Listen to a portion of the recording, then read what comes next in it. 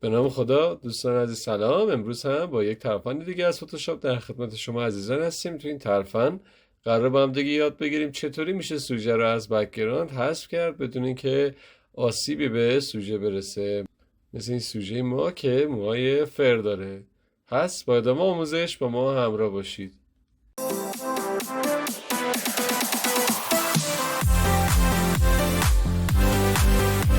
ابزار لث و تول رو انتخاب میکنیم. دور تا دور لایمون رو با لث و تول سلکت میکنیم. سلکت اند ماسک رو میزنیم.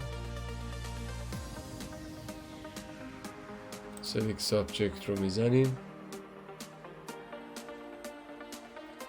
و دیفاین هیر رو میزنیم به این شکل و اینجا تیک گزینه دیکامینیشن یا دیکامینیت کالر رو بزنید، اوکی کنید و الان اگر من این لایه بک‌گراندم رو خاموش بکنم میبینید که سوژه ما از بک‌گراند جدا شده و اگر هر رنگ یا به اصطلاح بک‌گراندی به لایم بدم ببینید سوژه ما کاملا حتی با جزئیات زیاد ببینید موها رو از بک‌گراند جدا شده.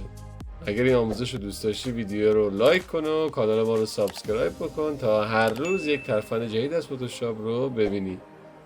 ممنونم از نگاهتون.